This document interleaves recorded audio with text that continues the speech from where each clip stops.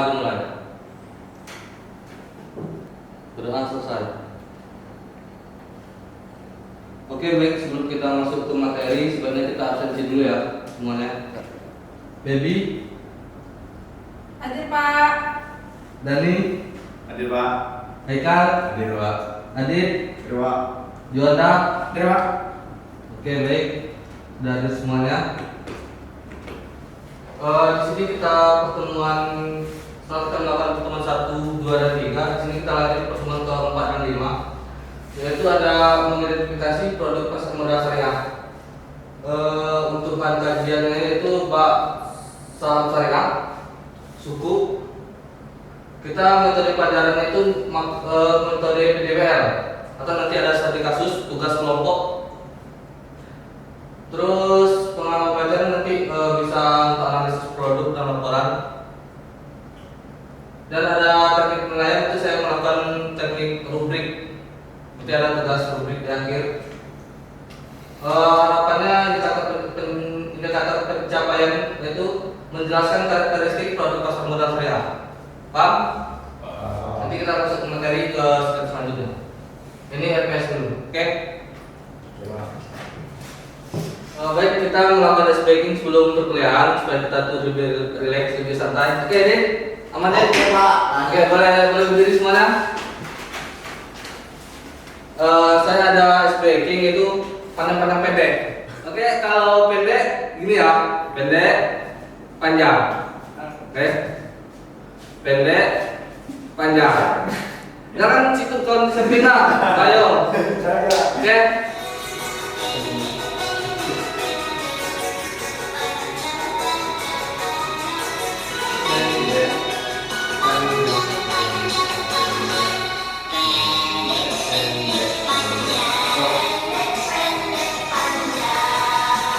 Oke, terima kasih teman-teman semua. Oke, baik, untuk selanjutnya sebelum kita masuk ke materi yang lebih lanjut, di sini ada saya memberikan brainstorming. Brainstorming yaitu untuk pematik atau pemicu kita supaya lebih kritis dalam berpikir, dalam menjawab pertanyaan dan sebagainya. Di sini saya ada 2 pertanyaan, mungkin nanti salah satu dari teman-teman semuanya boleh menjawab sesuai dengan pendapat dan kritis teman-teman semuanya. Oke? Ya. Oke, untuk pertanyaan brainstorming supaya kita lebih bisa berpikir kritis ataupun untuk memantik pemicu cara kita berpikir tentang pasar modal syariah. Ini saya ada satu pertanyaan untuk materi pasar modal syariah, materi kita yang keempat dan kelima. Supaya kita lebih berpikir kritis ataupun memantik pemicu kita untuk berpikir, saya punya satu pertanyaan. Untuk rekan-rekan yang bisa jawab, boleh silakan jawab sesuai dengan pendapat dan kritisnya teman semua. Oke, di sini saya punya satu pertanyaan yaitu apa tantangan terbesar dalam transaksi saham syariah? Apakah di sini ada yang bisa menjawab pertanyaan tersebut? Saya Pak. Oke, Haikal boleh langsung jawab. Bagaimana menurut Haikal? Menurut saya, yang pertama, minimnya emiten syariah di Bursa Efek Indonesia. Dan yang kedua, ketidaktahuan investor tentang akad musyarakah. Jadi salah satunya itu ketidaktahuan investor tentang akad musyarakah. Berarti di sini kita minimnya literasi tentang akad musyarakah ataupun saham syariah yang ada di Bursa Efek Indonesia. Di sini ada tambahan lagi, Baby? Ya Pak, menurut saya literasi itu kan keuangan syariah yang masih rendah atau kurang. Menurut saya untuk mengatasi tentang ini diperlukan upaya peningkatan literasi keuangan syariah, sosialisasi produk saham syariah, pengembangan produk yang inovatif dan perbaikan regulasi serta infrastruktur pasar modal tersebut. Oke Pak, untuk dari saya itu saja. Oke, baik. Berarti di sini solusinya itu kita harus memberi edukasi terhadap masyarakat yang belum mengerti tentang apa itu saham syariah, atau supaya karena di sini kebanyakan saham itu lebih banyak diketahui itu saham konvensional.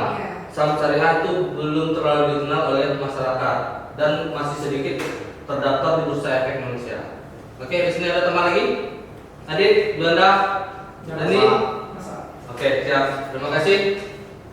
Kita cukup sampai di sini untuk brainstormingnya. Kita lanjut ke materi selanjutnya. Oke Pak. Oke Pak. Oke baik, di sini kita masuk ke materi, yaitu materi mekanisme transaksi saham syariah. Untuk saham syariah, pengertian itu mekanisme transaksi saham syariah adalah proses jual beli saham yang memenuhi prinsip-prinsip syariah ataupun prinsip-prinsip Islam. Mulai dari pembelian saham, akad transaksi, penyelesaian konvensional transaksi saham syariah harus bebas dari unsur garar, riba, masir, judi, dan ketidakpastian. Karena itu harus berdasarkan prinsip-prinsip Islam dan berdasarkan prinsip-prinsip syariah. Oke, selanjutnya itu dasar-dasar hukum prinsip syariah. Ada dua. Satu landasan hukum. Landasan hukum itu berdasarkan fatwa MUI. Yang kedua yaitu Quran dan hadis. Itu Quran Al-Baqarah tentang larangan riba, dan hadis Nabi yaitu jual beli harus transparan dan saling ridho. Berarti kita ada transaksi itu harus ikhlas, saling ridho. Bagaimanapun transaksinya harus ada kejelasan di situ. Supaya tidak ada yang merasa rugi antara kedua belah pihak, tidak ada yang dirugikan. Yang kedua yaitu prinsip utama. Prinsip utama itu bebas riba. Itu bebas riba itu tidak ada bunga. Itu yang membedakan bunga ini yang membedakan antara prinsip bank syariah dan bank konvensional. Kalau konvensional itu kita memakai bunga 0,5 sampai 0,10%. Selanjutnya itu ada proses transaksi syariah. Tahap pra transaksi.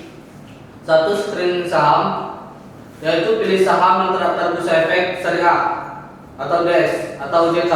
Contohnya ada BRI, terus ada UNVR. Itu kan sekarang BSI, Bank Syariah Indonesia. Dulu kan BRI kan, Bank Republik Indonesia yang syariahnya. Sekarang kan sudah digabung syariah itu menjadi Bank Syariah Indonesia.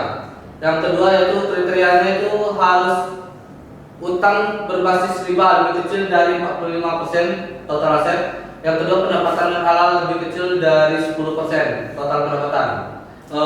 Ini kan pasca transaksi. Setelah kita melakukan pra transaksi tadi, sekarang adanya pasca transaksi. Pasca transaksi itu adanya dividen syariah. Dividen syariah itu dibagikan berdasarkan laba real, laba yang jelas. Gitu.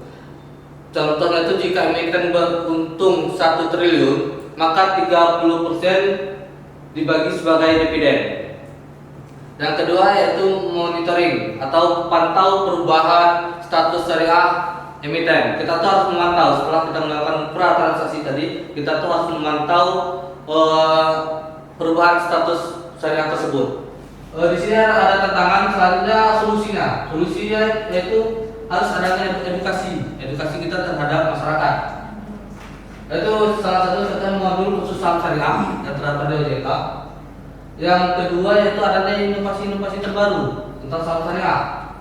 Yang ketiga adanya kolaborasi Bursa Efek Indonesia atau BEI dan MUI Perbaris Clearing Emiten, supaya kita tuh lebih banyak peminat di dalam pasar modal saham syariah. Jangan kita tuh ibarat tuh berat sebelah, konvensional lebih banyak ke konvensional dan syariah terlalu dikit peminatnya. Harus seimbang ya Pak. Harus seimbang. Itu makanya ada tadi tantangan dan solusinya. Oke baik, terima kasih. Ini akhir dari slide kita. Apakah ada tambahan dari teman-teman semua, pertanyaan ataupun kesimpulan? Kalau ada boleh. Oke, Adit. Berarti dalam materi ini saya mengambil kesimpulan ya Pak. Kita berarti harus mengedukasi kepada masyarakat Ya. supaya kita belajar tentang trading syariah ya Pak. Supaya tidak saham kita anjlok ataupun bangkrut. Supaya saham kita itu menaikkan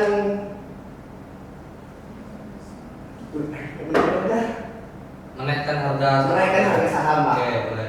Ya, itu solusinya itu tadi ada solusinya di solusi. Ini kan harus ada edukasi modal khusus dalam saham syariah dari OJK. Edukasi itu supaya kita tuh masyarakat umum yang tidak awam tentang saham ataupun konvensional ataupun syariah, itu kita harus mengedukasi. Terus ada kerjasama kolaborasi Bursa Efek Indonesia dan MUI yang harus berbaris training emiten supaya lebih paham lagi masyarakatnya.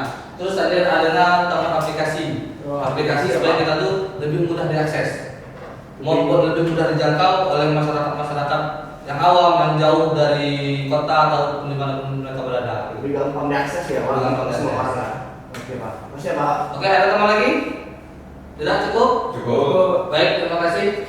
Oke, baik. Untuk selanjutnya kita ada tugas kelompok, itu kayak seperti perencanaan proyek. Judulnya itu simulasi transaksi saham syariah dari akad hingga realisasi di pasar modal syariah. Tugasnya yaitu nanti dibagi kelompok. Ini kita ada 5 orang. Juanda, Adit, Haikal, satu kelompok, Febi, Dani satu kelompok. Setiap kelompok boleh memilih satu emiten yaitu BRI ataupun BBCA. Kita tentang perbankan. Proyek di sini yaitu analisis akad syariah dalam transaksi saham syariah. Yang kedua simulasi mekanisme transaksi. Nanti itu terakhirnya baru dipresentasikan kreatif dari hasil tugas tersebut. Berarti kamu sudah buat analisis semuanya, nanti kamu presentasikan sesuai dengan kreativitas kalian masing-masing. Oke?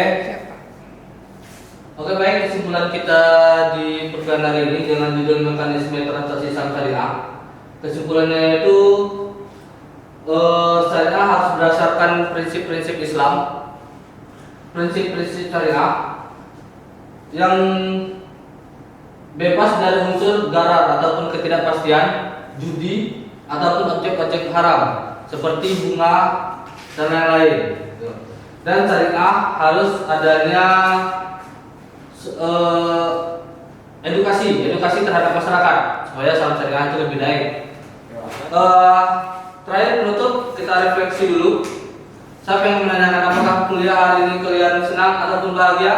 Bahagia. Apakah tidak ada beban? Ya. Senang dengan tugas yang saya berikan? Oke, baik, kita tutup perkuliahan kita di hari ini. Semoga hari-hari kita selalu menyenangkan dan kalian semua kita sehat-sehat semuanya. Amin. Baik, sebelum kita menutup perkuliahan di hari ini, sebaiknya kita berdoa dimulai. Berdoa selesai.